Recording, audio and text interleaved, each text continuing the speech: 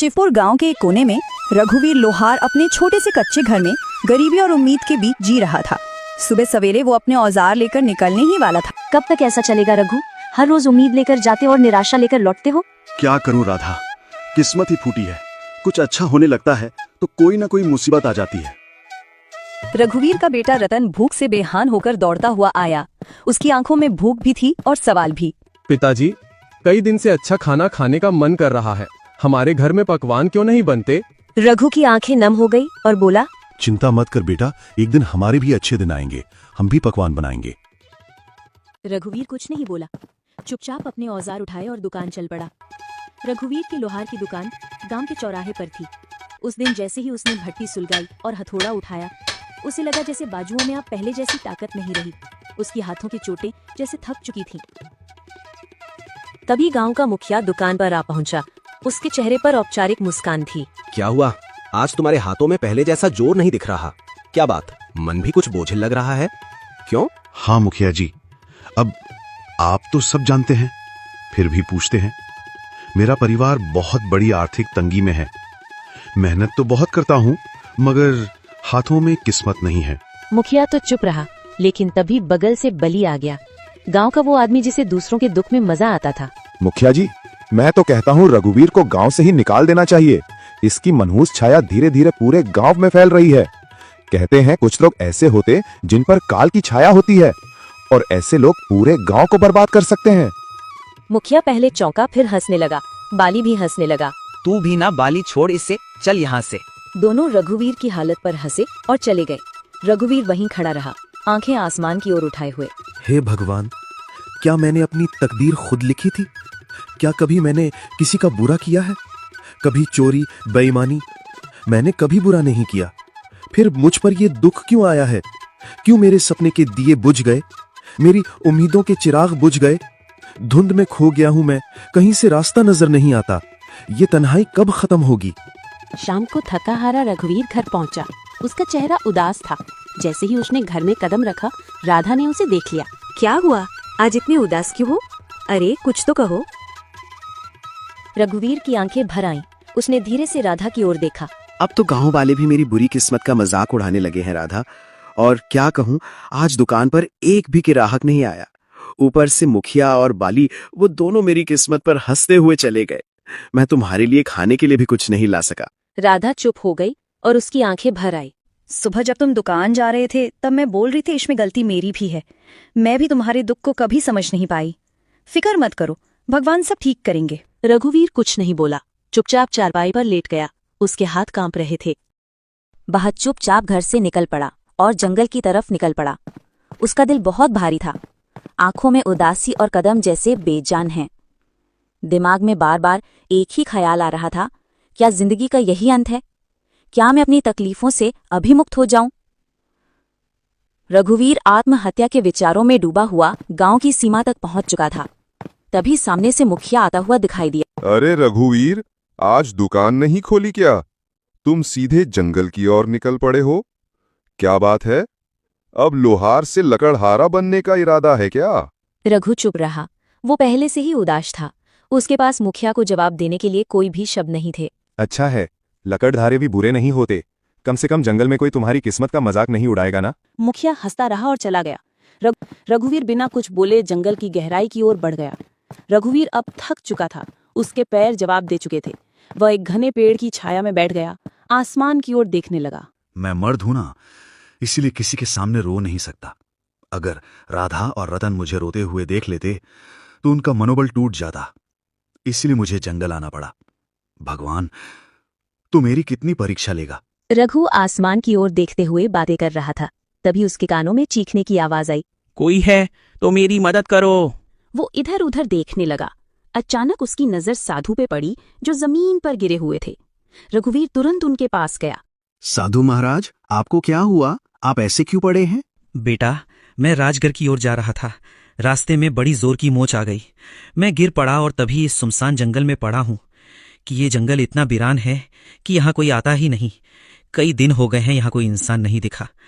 मुझे बहुत प्यास लगी है। मेरा गला सूख रहा है। अगर जल्दी पानी नहीं मिला तो शायद मैं बच न सकूं। रघुवीर घबरा गया और इधर उधर देखने लगा। शायद कहीं पानी या मदद मिल जाए। परंतु यहां तो दूर दूर तक तालाब नहीं दिखाई दे रहा है महाराज। बताइए साधु महाराज, अगर आपको पता हो कि पानी कहाँ मिल सकता है तो मैं अभी ले आता हूं। यहाँ से लगभग 2 मील दूर एक तालाब है। तुम मेरे लिए वहां से पानी ले आओ बेटे। तेरी हिम्मत कैसे हुई तालाब से पानी लेने की? क्या तुझे नहीं पता इस तालाब से कोई जल नहीं ले सकता? देखो, मुझे सच में नहीं पता था कि ये तालाब तुम्हारा है। मुझे माफ करो, मैंने ऐसा कोई अपमान नहीं किया। मैं एक डायन हूँ। अगर तुझे जल चाहिए तो तुझे एक पहेली का उत्तर देना होगा। अगर उत्तर गलत दिया तो इसी तालाब में डुबोकर तुझे मार दूंगी। लेकिन हाँ, एक और रास्ता है जिससे तू बच सकता है। तू बिना जल लिए यहाँ से चला जा। ना पहेली ना मौत। रघुवीर गहरी सोच में डूब गया। एक ओर साधु की प्यास, दूसरी ओर मृत्यु का भय। मैं यहां से जल लिए बिना कभी नहीं जाऊंगा। मैंने किसी से जल लाने का वचन दिया है और मैं अपना वचन नहीं तोड़ूंगा। तो मेरी ये पहेली सुन। एक घर ऐसा जो हर दिशा में खुला हो, जिसके अंदर उजाला हो, ना कोई खिड़की हो, ना कोई दरवाजा, ना कोई दीवार हो, ना ही कोई जमीन, फिर भी सब कुछ उसमें समाया हो। बता कौन है वो? रघुवीर ने कुछ क्षणों के लिए अपनी आंखें मूंद लीं। उसकी सांसें तेज और बेकाबू थीं, मानो दिल के भीतर तूफान चल रहा। लेकिन उसके चेहरे पर एक अनोखा सा सुकून था, एक गहराई से शांत भाव, जैसे वो अपनी भीतर की रोशनी से सच्चाई को खोजने की कोशिश कर रहा हो।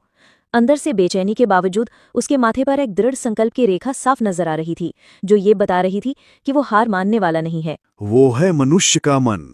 हर दिशा में खुला होता है, उसमें उजाला भी होता है और अंधकार भी। न कोई दीवार, न कोई दरवाजा, फिर भी उसमें पूरा संसार समा जाता है। डायन कुछ देर चुप रही, जैसे रघुवीर के उत्तर पर हैरान हो गई हो। फिर अचानक जोर जोर से हंसने लगी, एक ऐसी हंसी जिसमें हैरानी, गुस्सा और थोड़ी सी खुशी भी छुपी हुई थी। तू पहला योगी है जिसने मेरी पहेली का सही उत्तर दिया है। जा, जितना जल चाहिए ले जा। आज तुझसे मिलकर मुझे प्रसन्नता हुई। रघुवीर ने अपने कमंडल को ठंडे और साफ जल से भर लिया। उसकी आंखों में एक चमक थी, सफलता और संतोष की। फिर बड़े तेजी से लौट पड़ा। कदमों में जल्दी थी पर दिल में शांति। वह सीधे उसी स्थान पर पहुंचा जहां साधु महाराज निजीत से पड़े थे, जैसे उनके जीवन की आखिरी उम्मीद सिर्फ रघुवीर की वापसी से जुड़ी हो। लीजिए महाराज, मैं जल ले आया हूं। साधु ने जल पीते ही रघुवीर को गहराई से देखा। उनकी आंखों में हैरानी और आश्चर्य साफ झलक रहा था। बेटा, क्या सच में तुमने इसी तालाब से जल लिया है? हाँ महाराज, आपने कहा था और मैंने निभाया। मुझे लगा था कि तुम जल नहीं ला पाओगे, क्योंकि मैं जानता था कि उस तालाब में एक दायन का वास है। जब भी कोई मनुष्य जंगल में आता है, मैं उसकी ऐसे ही परीक्षा लेता हूँ। अक्सर मैंने देखा है कि वह मनुष्य दायन के डर से भाग जाता है, लेकिन तुम पहले मनुष्य हो जिसने उस दायन की पहेली को हल किया और मेरे लिए जल लेके आए हो। इतना कहकर साधु ने आंखें बंद की और कुछ मंत्र पढ़ने लगे। तभी वहां रंग बिरंगी किरणों के साथ एक हिरण प्रकट हो गया। तूने मेरी मदद की है, इसलिए तुझे मैं ये भेंट देना चाहता हूँ।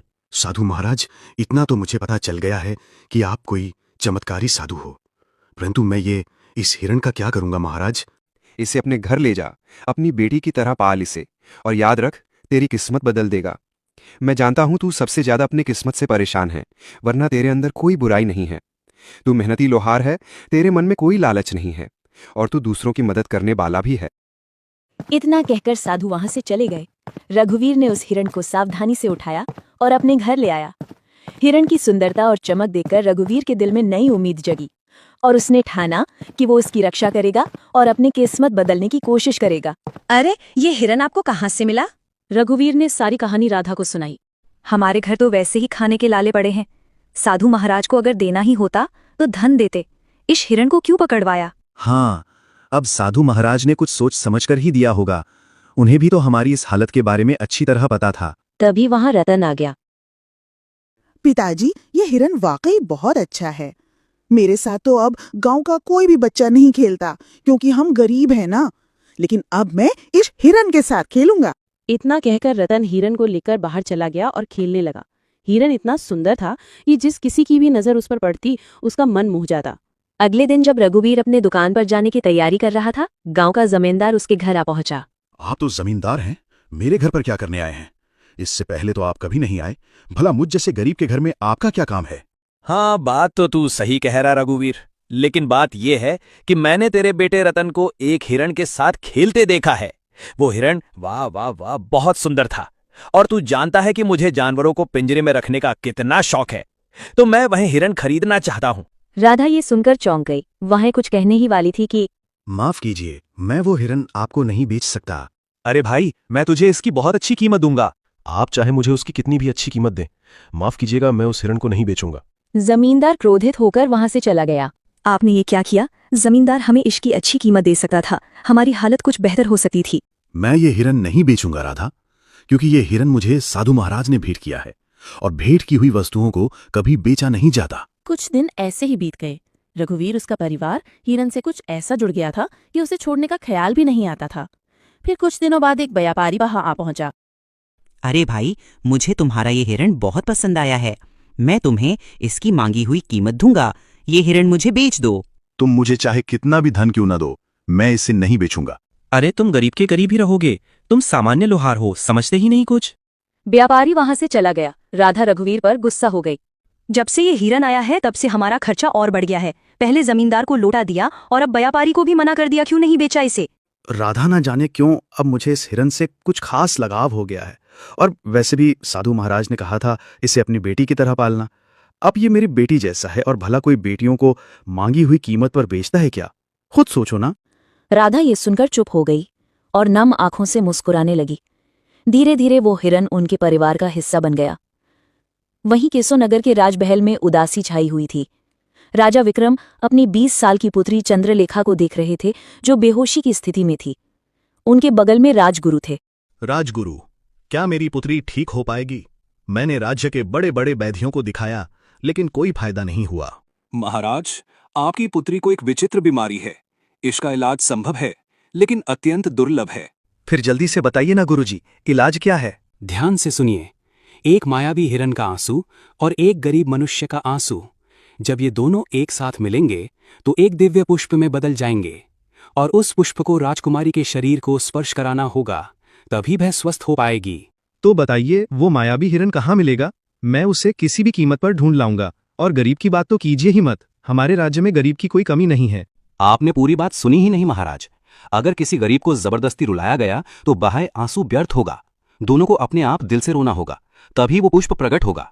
तो फिर क्या तुम्हें पता है राजगुरु, वो हिरण किसके पास है? हाँ महाराज, मैंने साधना के दौरान ये देखा है, वो मायावी हिरण हरियापुर गांव के लोहार के पास है। राजा विक्रम अपने मंत्री और 2 सिपाही के साथ गांव की ओर रवाना हुए। कुछ ही देर में वे हरियापुर पहुंचे। वहां गांव का मुखिया दौड़ते हुए आया। हमारे तो भाग्य ही खुल गए, हमारे गांव में राजा विक्रम पधारे हैं। मुझे तुम्हारी बातें सुनने में कोई दिलचस्पी नहीं है। बस इतना बताओ, क्या इस गांव में कोई लोहार रहता है जिसके पास एक हिरण है? हाँ, महाराज रघुवीर लोहार हैं। पूरे गांव को पता है उसके पास हिरन है, और बहे हिरन किसी को देता भी नहीं है, क्योंकि बहे अत्यंत सुंदर है। मुकेश राजा विक्रम को लेकर रघुवीर के घर की ओर चल पड़ा। मंत्री, 2 सिपाही और स्वयं राजा को देखकर रघुवीर चौंक गया। क्या तुम्हारे पास कोई हिरन है? क्या वो मायावी है? प्रणाम महाराज, प्रणाम। हाँ महाराज, मेरे पास एक हिरन है, पर मुझे नहीं पता वो मायावी है या साधारण। मेरे लिए तो वो मेरे बेटी जैसा है। वह हिरन तुम्हें कहाँ से मिला? मुझे ये हिरन एक साधु महाराज ने भेंट किया था महाराज। समझ गया, उस साधु ने तुम्हें मायावी हिरण दिया है। चलो, मैं उसे खरीदना चाहता हूँ। क्षमा कीजिए महाराज, मैं इसे बेचना नहीं चाहता और बेच भी नहीं सकता। महाराज, ये इतना ही मूर्ख है कि जमींदार ने भी इसे खरीदने की कोशिश की, मगर उसने नहीं बेचा। हमारे गांव का बड़ा व्यापारी महंगी कीमत देने आया, लेकिन फिर भी इसने हिरन नहीं बेचा, और अब इसने आपको भी मना कर दिया है। इसकी हिम्मत तो देखिए। देखो लोहार, मुझे उस हिरन की बहुत जरूरत है। मैं तुम्हें उसकी महंगी कीमत दूंगा, समझ रहे हो ना? मैं तुम्हें आधा राज्य सौंप दूंगा, बस मुझे बहे गए हिरन दे दो। नहीं महाराज, अगर आप मुझे पूरा राज भी दे दें तब भी मैं उसे आपको नहीं दूंगा, क्षमा करें। सिपाहियों, इस लोहार को बंदी बना लो और उस हिरन को पकड़कर महल में ले आओ। सिपाहियों ने रघुवीर और हिरन दोनों को पकड़कर महाराज के सामने पेश किया। कैसा लग रहा है अब? मूर्ख, मैं तुम्हें आधा राज्य देने को तैयार था और तुमने इनकार कर दिया। अब मैं तुम्हें उस हिरण को बिल्कुल नहीं दूंगा। आखिरी बार देख ले इसे, मूर्ख कहीं के। महाराज, मैं जानता हूं आप जो निर्णय लेते हैं उस पर अड़िग रहते हैं। बस आपसे मेरी एक विनती है, मैं अपने इस हिरण को एक बार गले लगाना चाहता हूं। मैंने इसे बेटे जैसा चाहा है। जा, तुम्हें इतनी मोहब्बत है, जा गले लगा ले इसे। रघुवीर ने दौड़कर उसे गले लगा लिया और दोनों के आंखों से आंसू बहने लगे। जैसे ही आंसू धरती पर गिरे, वहां एक नीला पुष्प खिल गया। महाराज, यही वो फूल है जो आपकी पुत्री को ठीक कर सका है। राजा विक्रम दौड़कर फूल लेकर अपनी पुत्री के कमरे में गए। वह फूल जैसे ही पुत्री के सिर को छुआ, वो होश में आ गई। राजा विक्रम खुशी से वापस राज दरबार आ गए। मुझे माफ कर दो रघुवीर, मैंने अपने पुत्री के प्यार में अंधा होकर तुम्हारे साथ अन्याय किया। तुम्हारे आंसू सच्चे थे। अब मैं समझ गया कि तुम कितना सती बोल रहे थे। तभी वहां साधु महाराज प्रकट हो गए। महाराज, ये गरीब लोहार किस्मत का मारा है। उस हिरन को मैंने ही उसे भेंट किया था और मैंने कहा था ये उसकी किस्मत बदलेगा। मैं जानता था आपकी पुत्री का इलाज उसी मायावी हिरन से होगा, लेकिन ये तभी संभव था जब हिरन पालने वाले की आंखों से सच्चे आंसू निकले, और सच्चे आंसू केवल सच्चे इंसान के निकलते हैं। साधु ने रघुवीर को देखते हुए कहा, रघुवीर, तुम्हारा काम पूरा हुआ और जैसा कि मैंने कहा था, ये हिरन तुम्हारी किस्मत बदलेगा। अब समय आ गया है। रघुवीर, हम तुम्हें बहुत सा सोना देते हैं। तुम्हारे कारण हमारी पुत्री ठीक हो गई है। हम तुम्हारा ये एहसान कभी नहीं भूलेंगे। महाराज, आपकी मेहरबानी, लेकिन कृपया करके मुझे ये ना दें। नहीं नहीं नहीं नहीं रघुवीर, ये भेंट है और भेंट को कभी ठुकराते नहीं। आज से तुम मेरे राजमहल में मेरे सलाहकार बन के रहोगे और मेरे खजाने के रक्षा काम तुम्हारे कंधों पर होगा। तुम सच्चे इंसान हो। और हां, जिस गांव में तुम रहते हो, आज उस गांव के तुम जमींदार हो। पूरा गांव अब तुम्हारा होगा। रघुवीर पूरी दौलत लेकर अपने घर वापसी राह पर निकला, जो उसकी मेहनत, ईमानदारी और सच्चाई का इनाम था। इस तरह एक सामान्य लोहार अपनी मेहनत और ईमानदारी की वजह से अपनी किस्मत बदलने में कामयाब हो गया। उसका जीवन पहले से ज्यादा खुशहाल और सरल था और वह अपने गांव के लिए एक मिसाल बन गया।